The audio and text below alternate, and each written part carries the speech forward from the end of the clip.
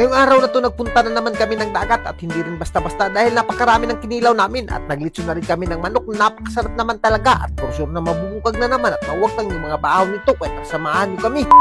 For today's video guys, dahil napakaganda ng panahon ay naisipan na naman namin pumunta ng dagat at may naisip ako dito na nakita kong stroke naman dadalhin ko to at siyempre inandam ko na kaagad yung baon ko dahil pupunta tayo ng dagat at bago nga pala kami pumunta ng dagat magdadala nga pala kami ng sin dahil alam na kung anong gagawin dito at siyempre meron din kaming kawayan na itutuhog namin sa manok kaya naman transition na kaagad tayo. May nakita akong kiwi dito, itong kiwi yung nilalagay sa sapatos pero mali pala guys, ito pala yung pagkain at speaking of pagkain guys, dinalhan ko muna si Ivy ng maisnak-isnak niya at masima niya dahil ibibilin ko lang siya at kasama namin yung mga barkada namin dahil wala ang magbabantay ng mga anak namin. At sa puntong ito hindi na kami nagpadugay-dugay pa at bumiyahe na kaagad kami at hindi na asang pangyayari nakalabay kami ng lato na napakasarap naman talaga.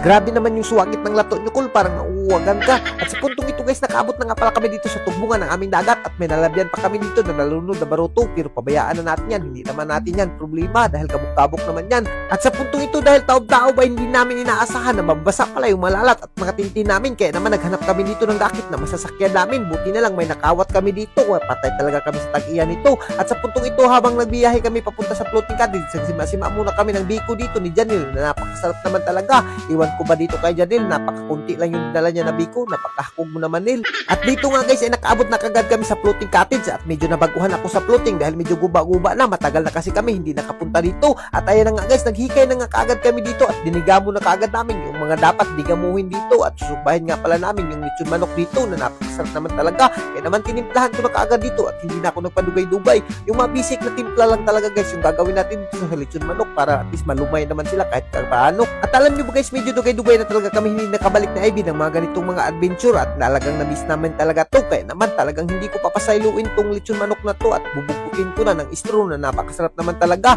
At ayan na nga guys, kinapos ko na talaga ng maayo dyan para hindi na makabuhi yung manok. At as you can see naman guys, talagang tinakang na kaagad namin yung aming lechon manok dito at naging golden brown na nga, kakatakang pa lang. At sa puntong ito guys, di na asang pangyari, umabot na nga yung makasamahan namin na nanagat talaga sila at namukot. Kaya naman hindi na natin ito papasailuin yung madanggit nila. Tinabangan na kaagad namin pagtanggal dito dahil napakarami talaga ng kuha nila at namilit pa talaga sa pukot na napakasarap naman talaga. At kung nakikita nyo guys, halos isang box yung kuha nila dito ay sulbad na naman talaga yung mga bahaw namin dito. At siyempre nagsima-sima muna ako dito ng kaunting kinilaw, ginunting ko lang dyan guys para talagang hindi tayo magusla. Napakasarap naman talaga. At sa puntong ito pagkatapos namin maghinlo ng maisda, siyempre talagang nagsubad na rin ako dito, panghimagas na rin. At ayan na nga guys, napakarami ng kinilaw namin. At sa hindi naasang pangyayari guys, hindi ko talaga inaasahan, talagang dumating si Ivy dito na umapas siya. Naku, talagang sobrang tuwang-tuwa siya dahil nakaapas siya dahil may nagbantay na sa aming bata. Dito guys, hindi namin nakalain na kami lang pala yung pinaabot ng aming mga kasama dito. Kaya naman tinaktak ko na kaagad yung bahaw dyan at tinimplahan ko na yung kinilaw. Ako lang pala yung hinihintay nila. Napakasarap kasi ako magtimpla ng kinilaw dyan. At speaking of kinilaw guys, napakarami talaga ng kinilaw namin at napaka-presko pa. Kaya naman kinuraw-kuraw ko na. Ito talaga yung magusto ng kasama ko, kung kuraw-kurawin ko daw dahil mas masarap kapag kinuraw ko.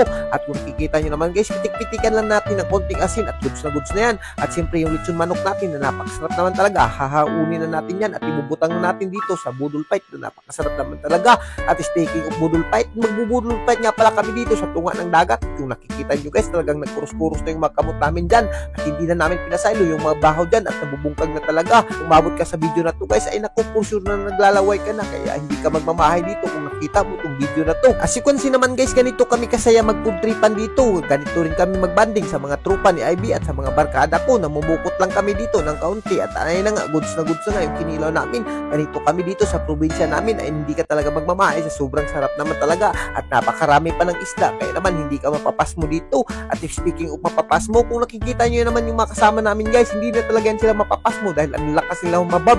Iwan ko ba kung bakit, napakalakas talaga, medyo nabungkag na nga yung mga baho dito.